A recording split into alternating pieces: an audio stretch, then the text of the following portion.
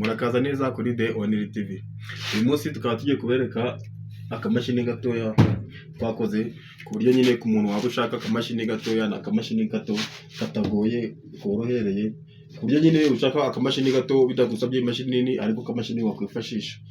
Ubwo murabona ko akamashini katagoye kadasaba ibintu byinshi. Iyi ikaba ari ikontorora ubushyuhe, izi zikaba ari agabuta zayo ikoresha.